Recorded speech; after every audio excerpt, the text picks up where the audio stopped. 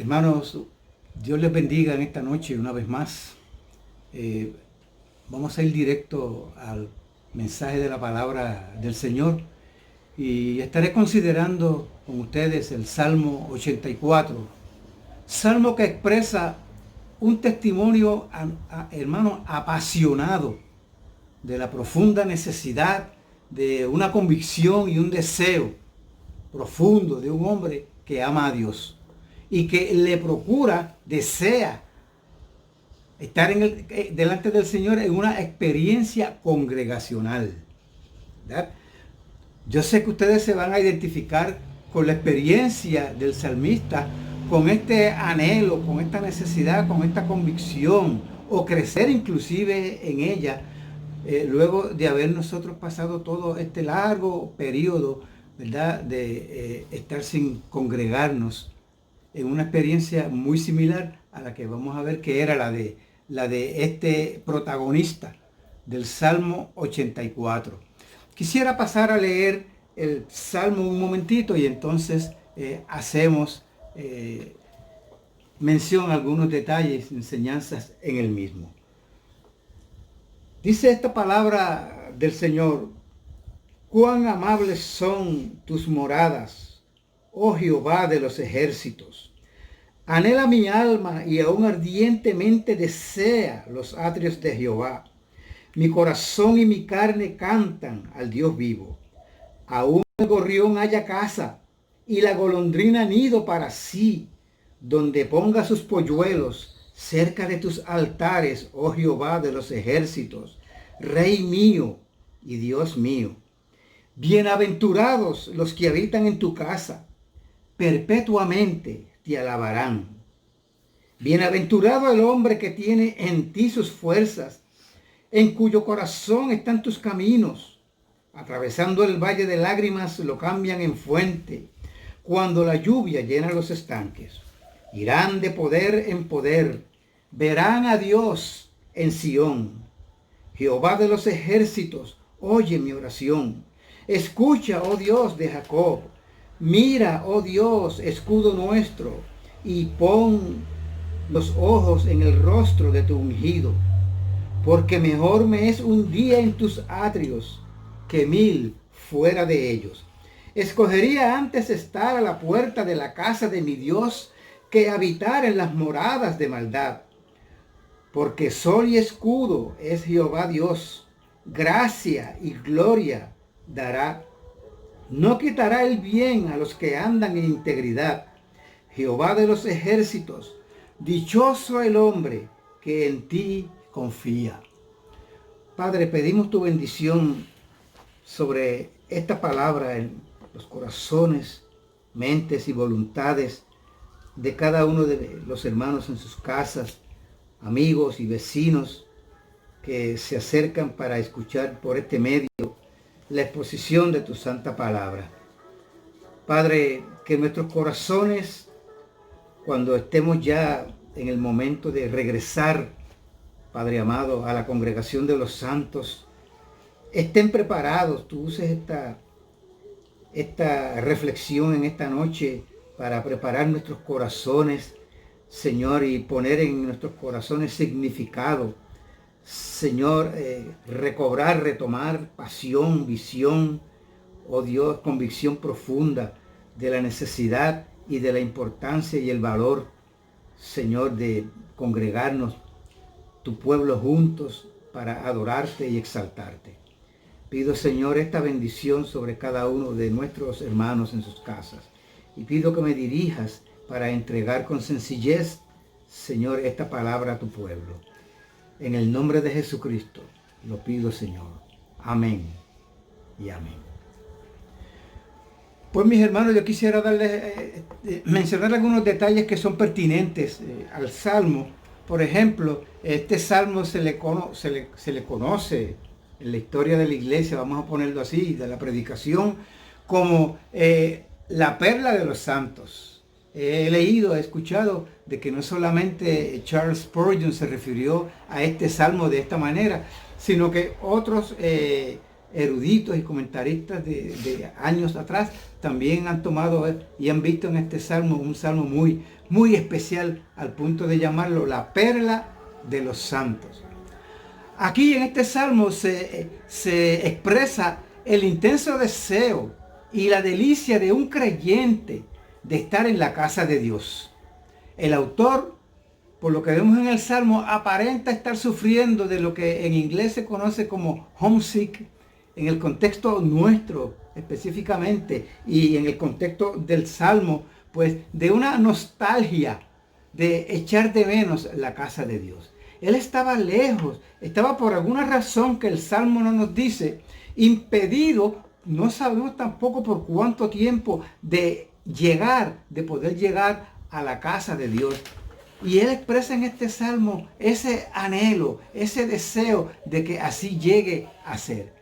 De seguro que te podrás identificar entonces a través de este salmo con la experiencia de este salmista. Quiera el Señor entonces usarla para que tú también te animes, tú te reanimes, ¿verdad? Y en tu corazón tengas una perspectiva clara, porque vamos a estar ya reuniéndonos en la casa del Señor. Hay discrepancia entre los comentaristas de quién puede haber sido el autor de este salmo. Spurgeon, a quien mencioné anteriormente, al igual que Juan Calvino, lo adjudican a David, al rey David. Sin embargo, y lo hacen pues porque podríamos decir, hay un lenguaje, hay como un corazón y una pasión que era propia del rey David en otros salmos, que es muy parecido a lo que el salmista está diciendo aquí. No obstante, la mención de gorriones y de golondrinas habitando y construyendo sus nidos en los altares de la casa de Dios apuntan a otro contexto, porque en al tiempo de Salomón, cuando ya el templo de Dios, que fue el primer templo que se construyó, aparte del tabernáculo, obviamente, se construyó el templo de Salomón, y fue Salomón precisamente y no David el que tuvo esta responsabilidad y encomienda de Dios. Dios claramente, aunque David tenía los recursos y tuvo la intención de hacerlo, Dios le dijo: no, tú no vas a construir el templo, lo hará tu hijo. Y entonces esto hace que sea pues en cierta medida dudoso, vamos a decirlo así, que David fuera el autor de este salmo. Este salmo es similar en muchos contextos también a lo que es el Salmo 42 y 43 en lo que expresan y cómo lo expresan. Por lo tanto, hay un mismo autor, podría ser que el mismo autor, la misma persona que escribió los Salmos 42 y 43 haya sido el que escribió este Salmo 84, aunque ninguno de los tres salmos adjudican un autor. Por eso es que no es preciso decir pues fue David, o fue este, o fue aquel otro. Ahora, de algo yo estoy persuadido, y me es muy obvio, de que este salmo trata, independientemente de quién sea el autor, vamos a decirlo así, no trata de la experiencia de un llanero solitario, de una persona que conoce a Dios, o que dice que conoce a Dios, pero que está ajeno a un deseo de congregarse, a una intención de buscar de Dios, como vemos que lo hace y lo anhela este salmista aquí. Y no solo hacerlo en una experiencia privada y de devoción, como hemos hecho nosotros en nuestros hogares, porque hemos estado también impedidos de estar en el templo, ¿verdad? Sino que también él quería llegar a la casa de Dios. ¿Bien? Así que pues, algunos sermones leídos sobre este salmo se enfocan en la importancia de una relación con Dios. Algunos comentaristas establecen de que eso es de lo que trata este salmo. Comentan que esa es la experiencia de la cual trata este salmo, no tanto de un énfasis en la experiencia de ir al templo, de ir a la casa de Dios. O sea, en nuestro lenguaje bíblico, del congregarse. Esa es la opinión de algunos comentaristas. Y en un sentido, como lo quisiera mencionar y tratar de probar en una forma sencilla, pues no es incorrecto en un sentido, porque por ejemplo ellos lo enfocan como un habitar espiritualmente en tu casa todos los días. Que eso es una experiencia legítima con Dios, ¿verdad? Debemos buscar a Dios, no solamente congregacionalmente, sino que cuando salimos de la casa de Dios en la semana, debemos ser creyentes fervientes, creyentes devotos, que también expresamos nuestro amor y nuestro buscar a Dios todos los días en una relación íntima, en una relación ya más privada, por decirlo así, con Dios. ¿Ok? Lo enfocan como un habitar espiritualmente en la casa todos los días. Como les dije, lo cual es bíblicamente correcto. Y digo que es así porque, por ejemplo, el Salmo 23, el versículo 6, con el cual prácticamente cierra este salmo, expresa lo siguiente: ciertamente el bien y la misericordia me seguirán todos los días de mi vida, y en la casa de Jehová moraré por largos días. El salmista David, que es el autor del Salmo 23, en esta ocasión está describiendo una experiencia de comunión íntima con Dios. ¿Bien? De la presencia de Dios y del cuidado de Dios y de su provisión diaria y continua hasta llegar a esta misma experiencia más allá de la muerte. Porque cuando menciona aquí la casa de Jehová, es una referencia a ese momento cuando cruzamos el umbral de este lado de la vida eterna para estar ya en la presencia eterna con nuestro Dios. Entonces la casa de Jehová viene siendo en este contexto del Salmo 23 un sinónimo de la presencia de Dios. Por lo tanto, cuando se habla de la casa de Dios y se habla de su templo, estamos hablando de sinónimos de lo que es la presencia de Dios. O sea que está perfectamente bien que nosotros procuremos y hablemos de una experiencia íntima con Dios, tratándose de la devoción privada, pero también puede ser de buscar a Dios en el templo. Por el Nuevo Testamento, hermanos, corre también esta verdad de la experiencia diaria de la presencia de Dios con el creyente. Pero en este caso es a la inversa. Siendo el creyente la casa de Dios habitada por él, habitada por Dios a través de su Espíritu Santo. Por ejemplo, en 1 Corintios capítulo 3 y versículos 16 y 17, dice la palabra de Dios así: ¿no sabéis que sois templos de Dios y que el Espíritu de Dios mora en vosotros?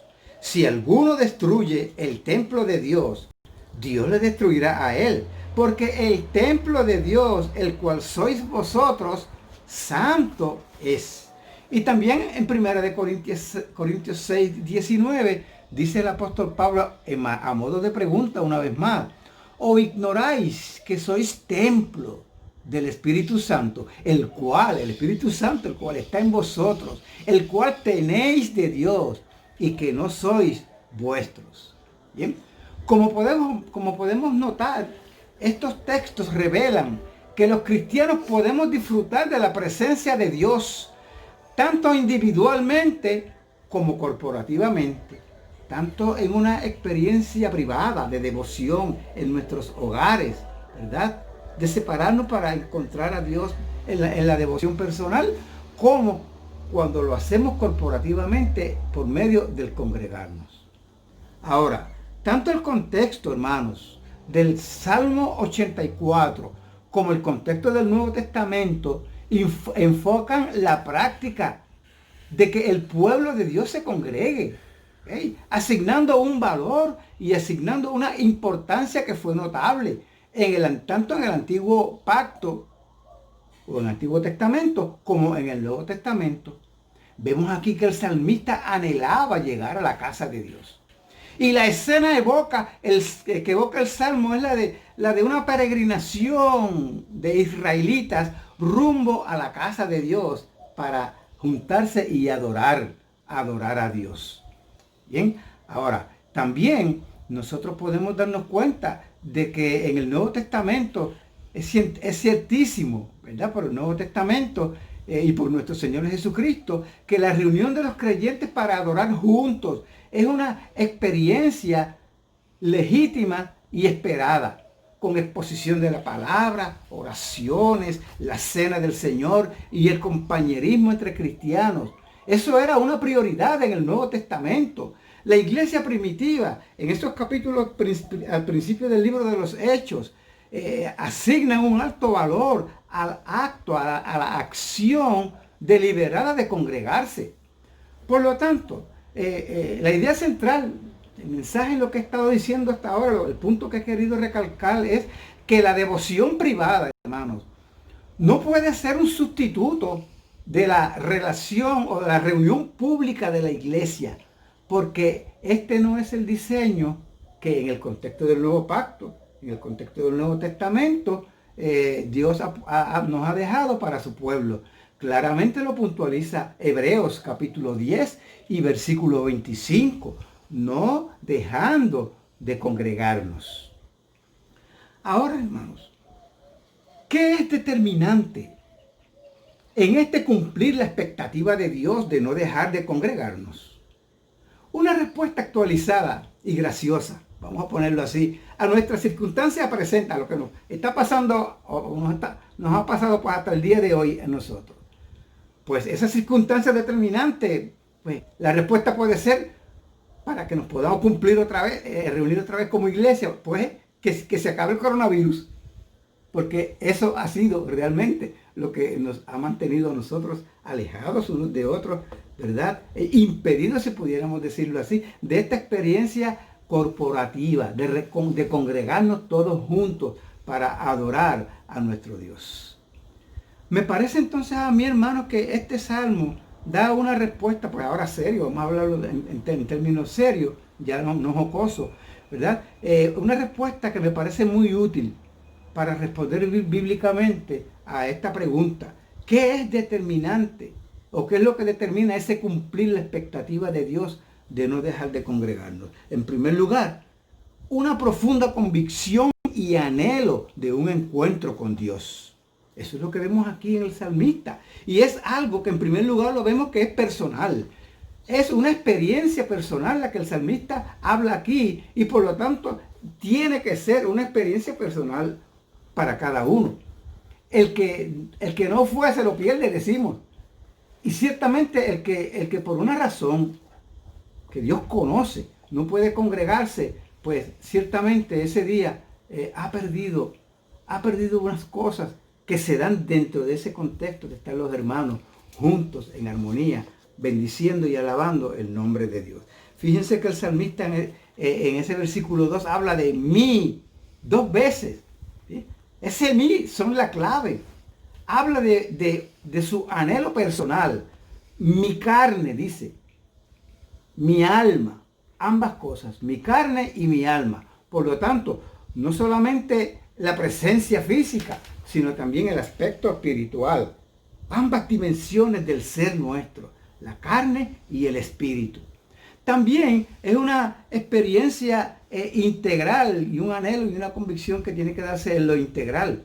Porque no se trata de un requisito o de una imposición o sencillamente por cumplir con que los demás vean unas cosas. No se trata de estar en cuerpo presente, pero ausentes en el alma, con un corazón lejos del Señor, haciendo cálculos mentales, planes para la semana, diseñando estrategias para esto, para aquello, de cosas que vamos a estar haciendo al otro día lunes después de un domingo. No se trata de eso.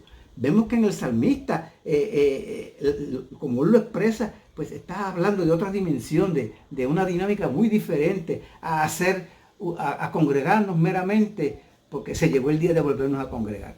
O de congregarnos porque es el domingo y por cumplir. No. El salmista habla de estar físicamente, movido por una ardiente necesidad que lo lleva a encontrar fuerzas en Dios, a sobreponerse cuando le falten fuerzas o le falte ánimo. Cuando eso es así, él las encuentra en Dios. Él no se excusa por la semana atareada o por el sábado lleno de compromisos. Fíjense ustedes en el versículo 5 en la parte A. Dice, el hombre que tiene en ti sus fuerzas. Está hablando de ese hombre que saca fuerza, por decirlo así, saca fuerzas en Dios. Habla también de estar no solamente físicamente, sino habla también de estar espiritualmente. Bienaventurado el hombre en cuyo corazón están tus caminos. La parte segunda de ese versículo 5, la parte B. Tanto los caminos, hermanos, que Dios ha hecho ya en tu corazón, desde que le has conocido y has crecido en tu devoción personal, y Dios ha puesto caminos de santidad en tu vida, como también los arreglos que hacemos para procurar tener un encuentro con el Señor, ¿ok? Para abrirnos puertas hacia la misma presencia de Dios. Y ciertamente que una manera segura de nosotros como cristianos abrirnos paso hacia Dios es por medio del congregarnos. Hasta aquí lo hemos estado haciendo de esta manera y podemos dar gracias al Señor por ello. Estamos agradecidos porque Él ha dispuesto estos medios electrónicos para que podamos usarlos para beneficio, como dijimos el domingo, ¿verdad? Para beneficio de la obra del Señor, para promocionar el Evangelio de nuestro Señor Jesucristo y recibir los unos a los otros, ¿verdad? Esta oportunidad de ser edificados, aunque no hemos podido estar juntos en el contexto congregacional.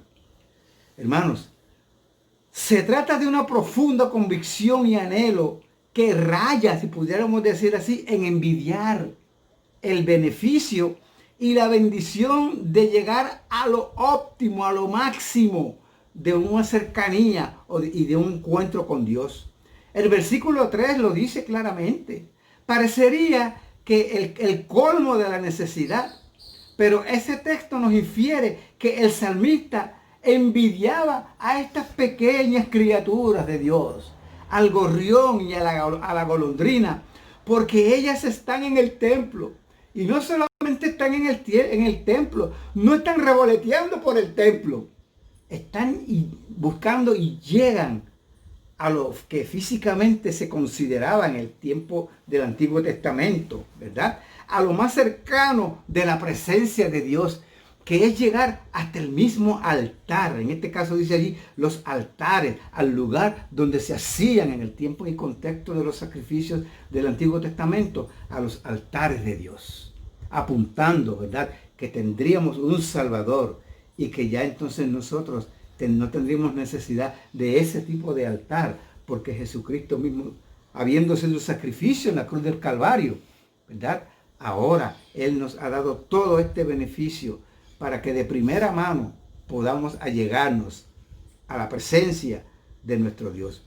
Entonces saquemos provecho, hermanos, de la gracia de Dios que nos permite, estemos en el templo o no lo estemos, como nos ha pasado por un tiempo, crecer en conocer a Dios, crecer en nuestra relación con Él, para llegar a ser los adoradores en espíritu y en verdad, para lo cual Dios nos ha salvado, a los que por gracia hemos sido salvos. ¿Bien? Spurgeon, en un sermón que él preparó y predicó solamente sobre este versículo 3, desarrolló la idea de que así como estos pequeños pajaritos encontraban hogar para sí y para sus polluelos, siendo animalitos, siendo criaturas tan insignificantes, dice él, los cristianos encuentran lo mismo, pero en este caso en Cristo y en su iglesia. Y yo quiero añadir como un paréntesis, un anejo a lo que él dijo.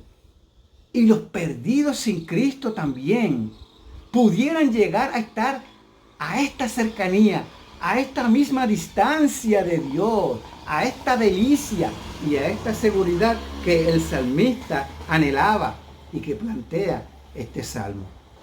Usted está a la distancia de creer al Evangelio, si todavía no lo ha hecho, de confiar sus pecados, ponerlos a los pies de Jesucristo, traerlos delante de su altar, delante de la cruz, del propiciatorio donde Jesucristo se ofreció como el Cordero de Dios para que tus pecados pudieran ser perdonados. Con venir allí por medio de la fe y confiarte en Él creyendo que Él te perdonó y te recibe, tú tendrás inmediatamente el testimonio de esta cercanía, como aquellos pajaritos en la misma presencia del Señor. ¡Qué felices! ¡Qué bienaventurados y qué beneficiados todos los que pueden congregarse, hermanos! Aún los pajarillos. También este salmo nos presenta una profunda convicción y anhelo de un encuentro con Dios que vence todos los obstáculos.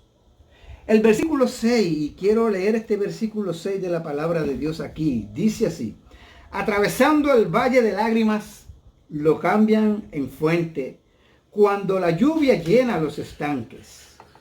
Fíjense que esto era parte de aquel peregrinar, de la experiencia de aquel peregrinar.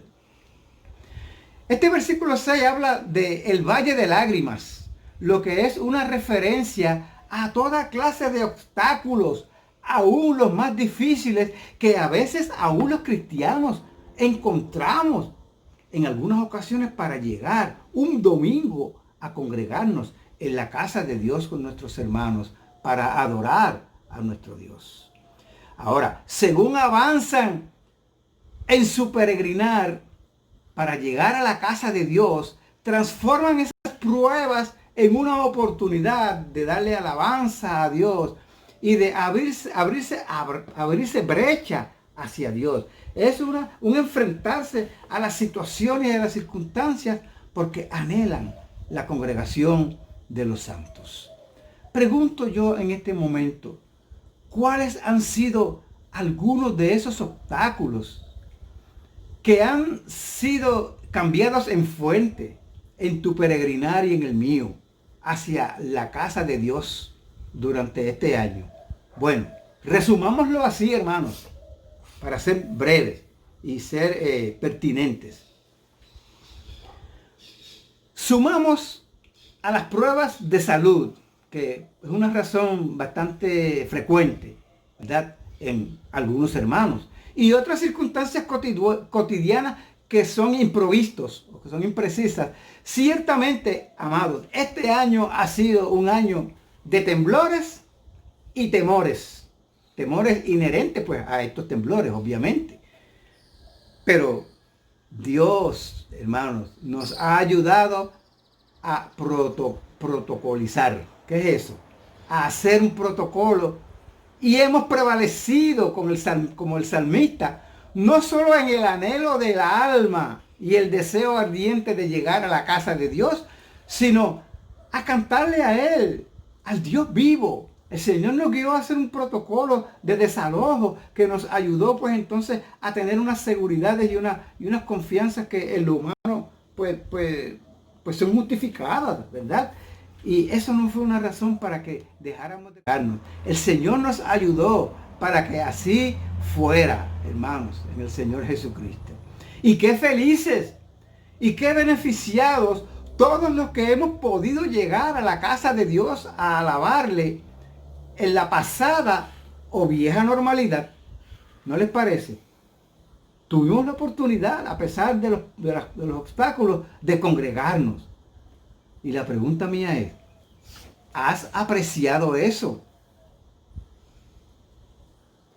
El antiguo refrán nos dice, nadie aprecia lo que tiene hasta que lo pierde. En este tiempo de cuarentena, ¿has apreciado tú lo bienaventurado, lo feliz, lo realizado, lo glorioso que ha sido congregarnos cuando las cosas eran diferentes a como posiblemente inclusive, aunque nos congreguemos, vayan a ser pues de aquí en adelante, ¿verdad? Fíjense que estuvimos mucho tiempo deseando, y quiera el Señor que esto nos haya llevado a valorar la bendición de que ahora nos podamos volver a reunir, quizás en una dimensión espiritual más enfocada, para que Dios tenga toda la gloria y toda la honra, y nosotros saquemos de esta nueva experiencia que vamos a estar teniendo cuando nos congreguemos de nuevo un provecho espiritual personal. También, por ejemplo, el coronavirus, este COVID-19, ha sido ese otro obstáculo fenomenal para llegar al lugar de encuentro como pueblo de Dios para adorarle. Hermanos, han sido 104 días hasta hoy. Si te han parecido como 1000 años, eso está perfectamente bien, según el versículo 10. Estás enfocado, ¿bien? Porque dice el versículo 10 de este salmo, porque mejor es un día en tus atrios que 1000 fuera de ellos. Hermanos, este domingo veremos a Dios en Sión, como dice el versículo 7 en la parte B de este salmo, ¿verdad? Confiamos en Él que así va a hacer. Todo está listo, ¿verdad? Nos hemos movido con la ayuda de Dios para superar este obstáculo que hasta aquí nosotros hemos tenido. Desde luego, hermano, sigamos haciendo los arreglos que sean pertinentes, pero no permitas, cuando lleguemos y estemos en este tiempo ya reunidos otra vez con el Señor, que la ansiedad, las preocupaciones de contagio, de esto, de aquello, vayan a robarte esa delicia, ese gozo por el cual tú has estado esperando todos estos 104 días. Hasta mañana pues van a ser 105, ¿verdad? Esta profunda convicción de un encuentro con Dios entonces debería guiarnos a orar a Él, a orar a Dios, como lo hace el salmista en el versículo 9. Él dice allí, pon los ojos en el rostro de tu ungido. ¿Por qué? Me pregunto yo. Hermanos, la respuesta que tengo es esta. Por el peligro que es inherente a dejar de congregarnos. Aquí yo voy a hacer una aplicación que quiero que escuchen con mucha atención para que no haya malos entendidos, para que no entiendan mal. ¿Bien? Antes del coronavirus, una excusa que ganaba impulso, que era de manera generalizada, ¿verdad? Entre las iglesias, entre las personas que lo tenían quizás como una excusa para no congregarse, en otros contextos de iglesia, vamos a ponerlo así, para justificar esa mala costumbre de algunos de dejar de congregarse. Era algo así como, bueno, también desde mi casa yo puedo glorificar a Dios. ¿Okay? En alusión al auge que había tomado antes del coronavirus, la transmisión virtual por medio de la internet de los servicios dominicales de las iglesias. Y eso no estoy criticando eso, no estoy diciendo que eso estaba ni que esté mal. Podemos agradecer a Dios por esta opción que ha sido de bendición en este tiempo de pandemia y de cuarentena para la cristiandad. Al reabrir los templos para la adoración congregacional, habrá creyentes en todas las iglesias, hermanos, que tendrán que permanecer un tiempo adicional en sus hogares por seguridad personal, para los cuales las iglesias continuaremos haciendo arreglos para que de esta manera virtual reciban la palabra de Dios y adoren al Señor. El regreso para muchos o algunos de ustedes será paulatino. No podemos establecer fechas. Seríamos irresponsables si establecemos fechas. Pero sí quiero poner delante de los de ustedes y de los concernidos, de los que tendrán que quedarse en sus casas, el consejo de que este regreso más tarde o más temprano no esté condicionado por esta mentalidad de también desde mi casa puedo glorificar a Dios. Que tú estés seguro, que tú estés segura que esa no es la razón por la cual tú te tardarás en regresar. Tú sabrás y orarás a Dios cuando sea el momento. No queremos, ¿verdad?, que tú tengas inseguridades. No queremos, ¿verdad?, queremos protegerte. Hasta aquí lo hemos estado haciendo con todas las precauciones posibles. Queremos dejar eso en tus manos, en oración, y con la ayuda de Dios para que cuando sea el momento, cuando sea el tiempo, pues que así sea. Pero que no sea, ¿verdad? Cogiendo, como dicen por ahí, en esta mentalidad de que, bueno, pues yo también desde mi casa he podido glorificar a Dios. Desde hasta ahora yo he recibido pues mucha edificación, ha estado bien. ¿Y por qué no puedo seguir así? Que tengas cuidado con eso, hermanos. ¿Está bien?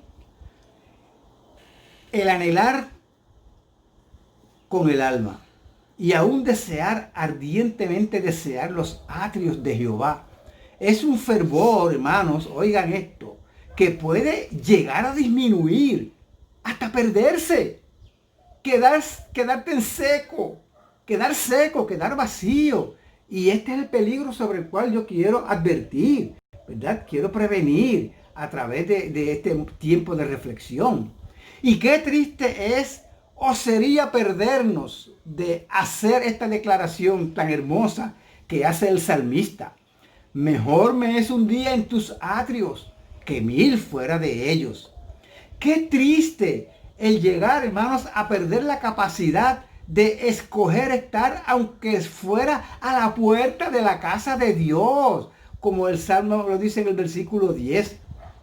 Entonces considera, hermano, hermana, casi 3 años que corresponden a 1000 días, en el contexto de lo que el salmista dice, sin buscar la presencia de Dios junto a la iglesia. Esto de por sí es algo que no es bueno, no es beneficioso.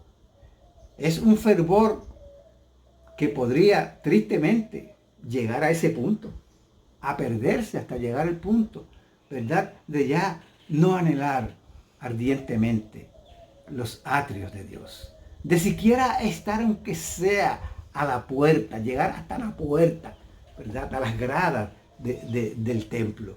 Porque eso es lo que el salmista plantea aquí en este salmo, su deseo, su anhelo, ¿verdad? Que debe ser un distintivo de un creyente que dice que ama al Señor con todo su corazón, con toda su mente, con todas sus fuerzas. ¿Bien? Entonces, amados, para terminar, hemos visto al salmista deseando llegar a tan extraordinaria experiencia, experimentando esta fuerte convicción que lo dominaba y que lo hacía arder en deseos, el deseo de estar en la casa de Dios, en las amables moradas de Dios, y que tristemente él no podía. Como dijimos ya, el Salmo no nos da una razón, solo dice que estaba impedido de llegar. Su experiencia era dolorosa. Un solo día en la casa de Dios era insuperable. ¿Cuánto más 1000 días? 1000 días fuera de ella era insufrible para el salmista. Ni se comparaba con la felicidad, con la bienaventuranza de poder llegar. Qué inspirador entonces, hermanos, y qué desafiante resulta este salmo. ¿No te parece a ti? A mí me parece que sí, hermano. Que la bienaventuranza de poder llegar sea en tu corazón un anhelo. ¿Bien? Es inspirador este salmo. Es desafiante.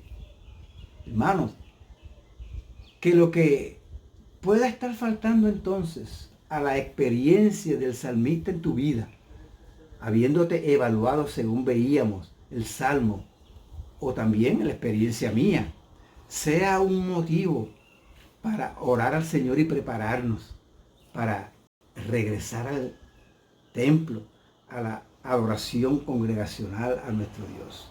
Que nuestra oración sea con este motivo, como prácticamente cierra este salmo en sus versículos 8 y 9.